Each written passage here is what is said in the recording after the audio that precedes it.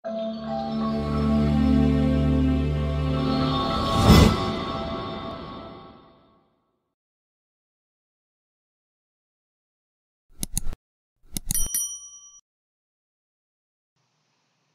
semuanya, kita akan melanjutkan pembahasan kita tentang bab deret tahingga.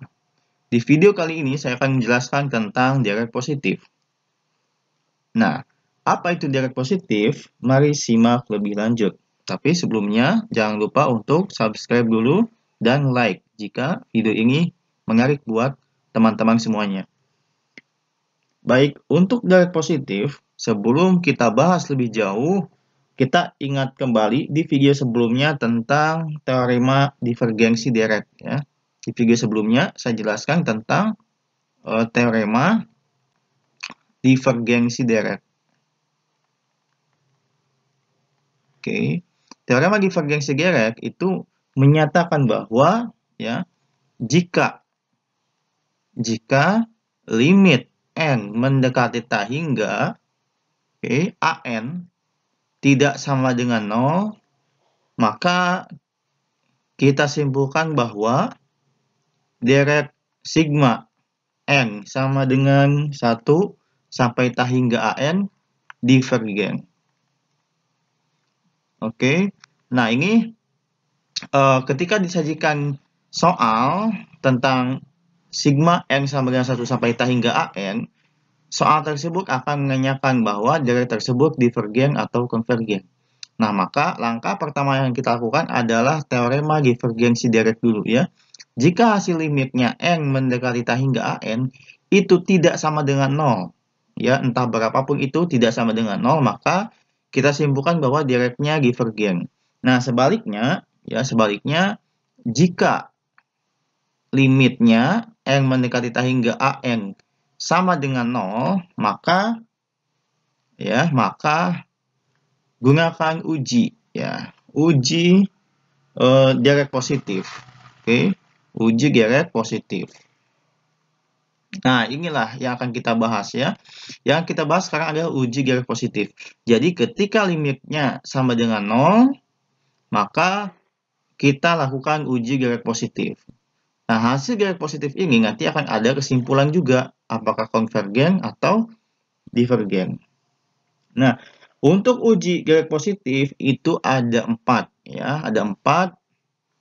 Akan saya jelaskan. Ya. Kurang lebih seperti ini. Ada namanya uji integral. Kemudian ada namanya uji banding biasa ya, uji banding biasa. Nah, selanjutnya ada namanya uji banding limit ya, uji banding limit. Nah, dan ada namanya uji rasio. Ya. Nah, keempat uji ini digunakan untuk menguji apakah deret yang ditanyakan itu konvergen atau divergen. Tentunya setiap masing uji punya karakteristik masing-masing. Ya. Baik. Nah, khusus untuk uji banding biasa dan uji banding limit ya. Oke. Nanti saya akan jelaskan satu persatu. Maka akan menggunakan uji deret P ya, deret P. Deret P itu yang seperti apa? Jadi sebagai pembanding ya. Jadi sebagai pembanding. Ya, sebagai pembanding. Nah, deret P itu sigma n sama dengan 1 ya sampai tak hingga ya, 1 sampai dengan tak hingga. Oke. 1 per n pangkat P itu kan kalau kita jabarkan menjadi 1 per kalau n-nya 1 berarti 1 pangkat P ya. 1 pangkat P ya. Kemudian kalau n-nya 2 berarti 2 pangkat P tambah 1 per 3 pangkat P seterusnya ya. dari tak hingga. Nah, ini akan ada dua kemungkinan. Oke, jika P-nya lebih dari 1, maka deret N sama dengan 1 sampai tak hingga, oke, maaf, 1 sampai tak hingga 1 per N pangkat P, maka dia akan konvergen. Sebaliknya, jika P lebih kecil dari 1 atau sama dengan 1, maka deret 1 per N pangkat P untuk N sama dengan 1 sampai tak hingga, maka dia akan divergen. Oke ya, cukup jelas.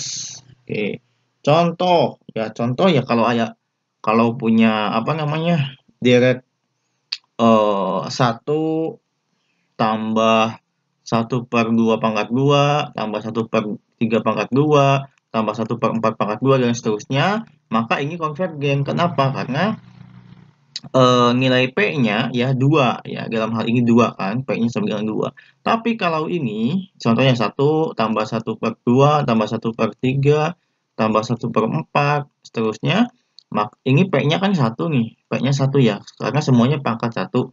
Sehingga deret ini divergen. Oke. Mari kita lanjutkan untuk mengenal uji-uji deret positif. Yang pertama, ada namanya uji integral.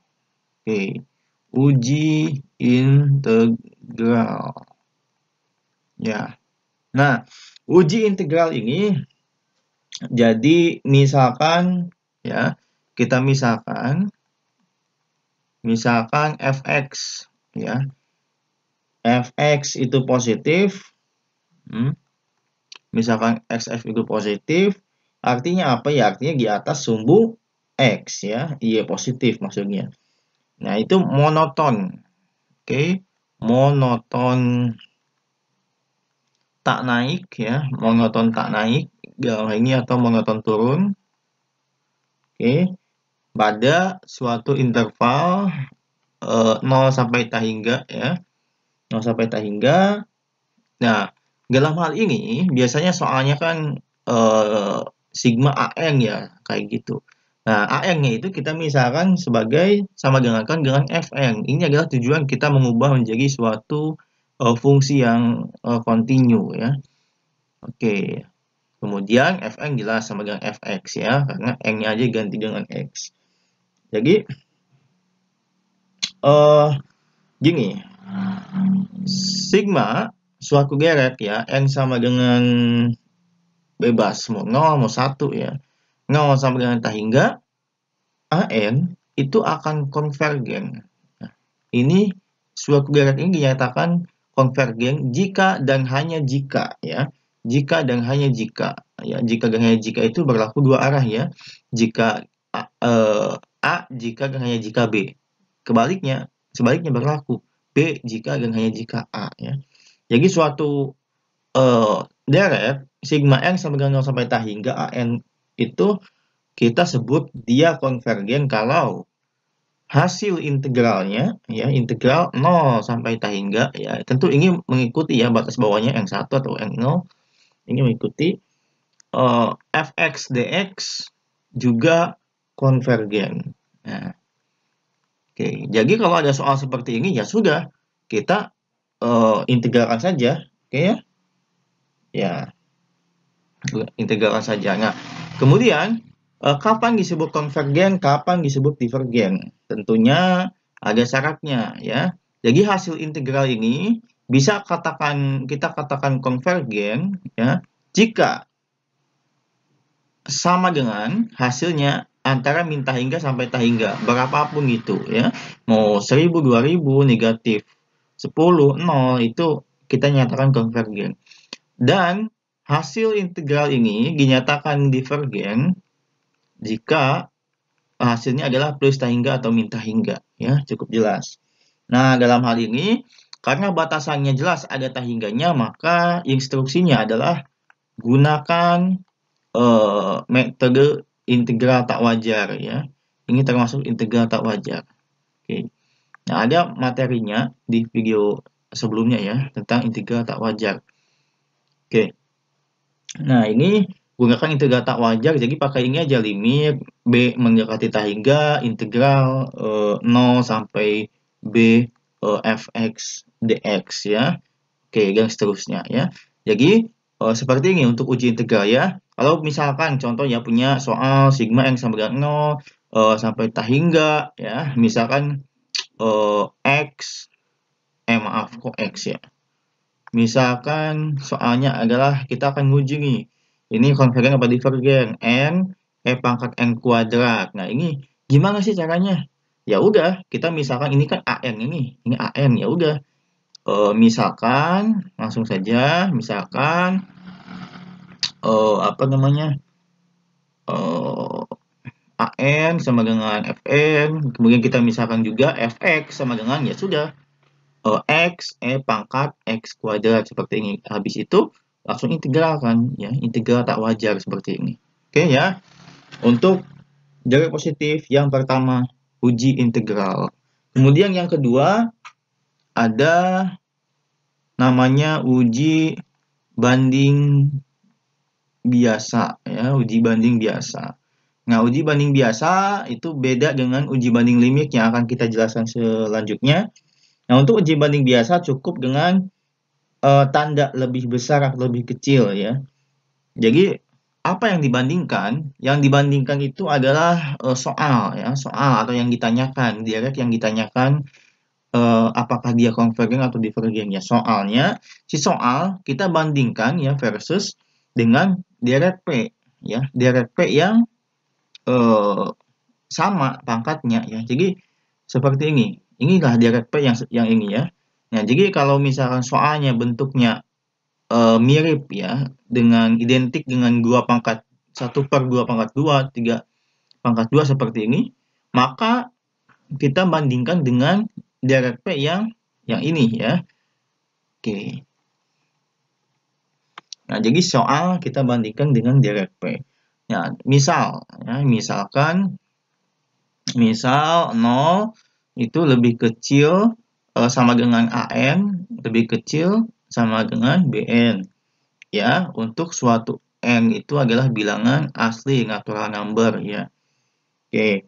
Nah, maka di sini sigma ya, sigma BN ya, entah ya batasnya. Oke, sigma BN itu akan konvergen, oke. Jika sigma BN konvergen, maka sigma AN akan konvergen ya. Secara logikanya ya. Jadi 0 lebih kecil dari apa namanya? Si soal ya. Si soal lebih kecil daripada si direct P-nya, si pembandingnya ya. Ingat. Nah, maka di sini kalau si direct P-nya dia diketahui konvergen ya. Konvergen itu direct P-nya apa? Ya kalau lebih besar dari 1 ya. Nah, kalau direct P-nya konvergen ya, konvergen, ya jelas si soalnya juga konvergen. Kenapa? Soal tuh lebih kecil sama dengan si direct P-nya. Ya jelas si soalnya ikut konvergen ya. Oke, konvergen itu kan sesuatu, ya jelas konvergen kan lebih apa ya, berjumlah gitu kan, ada jumlahnya. Ya jelas si soal pun akan konvergen. Logikanya begitu. Nah, yang kedua, kalau misalkan sigma AN dia divergen, maka sigma BN ya jelas akan divergen. Oke. Logikanya 0 ya, 0 lebih kecil sama dengan si direct P ya. Si direct P lebih kecil daripada si soal ya.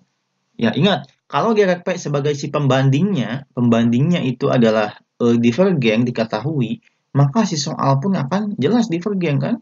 Kenapa divergen soal? Karena si soal itu lebih besar atau sama dengan si direct P, sedangkan si direct P-nya sudah divergen, maka soal pun akan divergen. Seperti itu ya logikanya. Oke, ini adalah untuk uji banding biasa. Selanjutnya, uji banding limit. Oke. Uji banding limit. Oke, uji banding limit. Nah, ini lebih kompleks lagi dari uji banding biasa, namun sama, yang dibandingkan adalah soal dengan apa? Dengan deret P. Ya. Nah, ini biasanya itu soalnya tuh lebih kompleks ya, lebih kompleks bentuknya ya. Nanti kita akan bisa pelajari lebih kompleks itu seperti apa ya, nggak sesimpel gitu ya. Intinya nggak sesimpel uji banding biasa. Dari uji banding biasa yang lebih kompleks biasanya soalnya ya. Jadi gini, kalau tadi perbandingannya cukup lebih kecil atau lebih besar saja, maka kali ini perbandingannya dengan pembagian. Ya, misal. Jadi misalkan AN adalah suatu direct positif, lebih besar sama dengan 0, BN lebih besar sama dengan 0, dan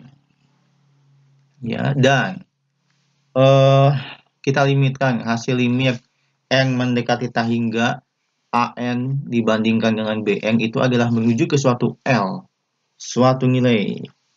Ya, maka di sini akan ada beberapa kemungkinan. Yang pertama, ya, kalau L itu di antara 0 sampai dengan tak hingga, ya, ini kan AN kan positif nih, BN positif ya, L-nya positif lah ya. Oke, kalau 0 sampai tak hingga, oke, 0 sampai tak hingga, maka sigma jika sigma BN dan sigma AN akan sama-sama ya, akan sama-sama konvergen atau divergen. Oke. Nah, logikanya beginilah. Misalkan ya, contohnya ya, nanti saya akan hapus lagi. Limit N mendekati tak hingga AN per BN ya. Entah misalkan AN-nya si soal, atau BN-nya adalah pembanding ya, direct P pembanding. Ya, kalau pembanding kan diketahui jelas ya di awal apakah dia divergen apa konvergen ya. Misalkan ini konvergen ya direct P-nya. Hasilnya 2. 2 itu kan di antara 0 sampai tak hingga ya misalkan. Maka si soal pun dia tuh akan konvergen juga ya. Seperti itu. Atau misalnya sebaliknya, jika si direct P-nya adalah divergen ya, hasilnya misalkan limikan tak hingga, oh hasilnya adalah 20. Karena 20 itu adalah di antara 0 sampai tak hingga, maka si soal pun akan divergen ya. Jadi akan sama-sama konvergen atau divergen. Kalau hasilnya menuju ke suatu L yang di antara 0 sampai tak hingga ya. Itu yang pertama kondisinya. Kondisi yang kedua adalah ketika L-nya sama dengan 0. Ya, L-nya sama dengan 0. Nah, kalau L-nya sama dengan 0, jika sigma BN-nya konvergen ya, konvergen. Nah, konvergen maka jelas di sini sigma AN konvergen ya. Konvergen itu berbatas memiliki nilai ya. Jadi ilustrasinya adalah misalkan limit N mendekati tak hingga AN per BN. Ya, ingat, jika BN-nya konvergen ya, ini sama dengan 0 nih. Ya jelas AN-nya konvergen. Kenapa? Coba bandingkan. Konvergen itu misalnya suatu nilai ini menuju ke suatu nilai.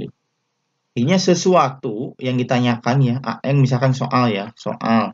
BN itu direct P yang sebagai pembanding yang kita ketahui di awal. Nah, jika si BN-nya itu konvergen, diketahui ya sudah konvergen, hasilnya limitnya 0 nih. Maka kesimpulan AN-nya apa dia? Jelas konvergen. Kenapa? Dia berarti si AN-nya jauh lebih kecil dong. Otaknya lebih kecil ya kan? Ini dibagi ini ya hampir 0 ya. Oke. Jelas, konvergen itu intinya berbatas kan, punya nilai. Jadi sesuatu yang dibagi direct yang konvergen sama dengan 0, jelas sesuatunya itu jelas pasti konvergen juga ya. Logikanya begitu. Ya. Kemudian kondisi yang ketiga ya. Kondisi yang ketiga. Oke. Nah, untuk kondisi yang ketiga itu adalah ketika L-nya tak hingga ya. Ketika L-nya tak hingga. Ketika L-nya tak hingga. Nah, kalau L-nya tak hingga ya, jadi jika sigma Bn ya divergen, maka sigma An juga akan ikut divergen ya. Misalkan gini, limit n mendekati tak hingga An per Bn, Bn itu adalah direct P ya, yang kita ketahui di awal, dia konvergen atau divergen. An itu adalah soalnya yang akan ditanyakan ya. Jadi kalau Bn-nya dia, ini hasilnya tak hingga ya, hasilnya tak hingga. Kalau Bn-nya dia divergen, maka An-nya apa? Oh, jelas divergen. Kenapa kok begitu? Ingat, nih, sesuatu dibagi divergen itu kan besar nih. Tak punya jumlah ya besar sekali kan. Tak punya jumlah gede nih. Sesuatu dibagi sesuatu yang gede itu kan tak hingga. Tak hingga artinya apa? Yang titik-titik ini ya, yang dibagi ini dia lebih besar lagi kan, lebih besar lagi ya. Karena lebih besar dibagi sesuatu yang jauh lebih kecil kan tak hingga ya. Oke. Nah, sehingga jika si pembaginya divergen, maka si pembilangnya akan ikut eh, divergen juga ya. Kalau hasil limitnya tak hingga ya. Oke, jadi ini adalah untuk uji banding limit ya. Nanti kalau supaya lebih paham lagi bisa dicoba untuk latihan soal. Kemudian yang keempat ada namanya uji rasio ya, yang terakhir ya. Ada uji rasio. Nah, uji rasio ini seperti ini ya, mirip ya. Jadi ada suku pertama, kemudian suku kedua, ya ingat waktu di SMA, suku ketiga AR kuadrat, suku keempat AR pangkat 3 dan seterusnya ya. Nah, seterusnya misalnya AR pangkat N, terus tambah AR pangkat N plus 1 ya, dan seterusnya. Oke, sorry, ini oke.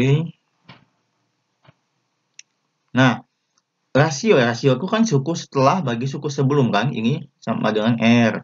Berarti suku setelah suku 3 bagi suku 2 ini kan, suku 4 bagi suku 3, begitupun suku ke N plus 1 ya. Oke, suku ke N plus 2 dan suku ke N plus 1 ya misalkan. Jadi ini R juga kan. Nah, ini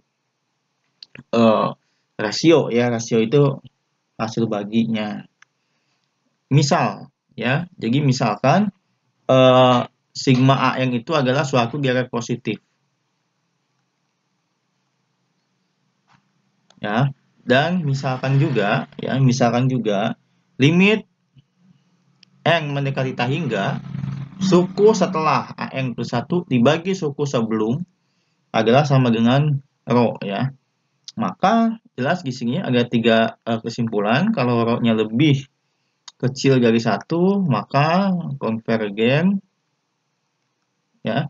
Kalau rho-nya lebih besar dari 1 maka divergen. Kalau rho-nya sama dengan 0, sama dengan 0 ya.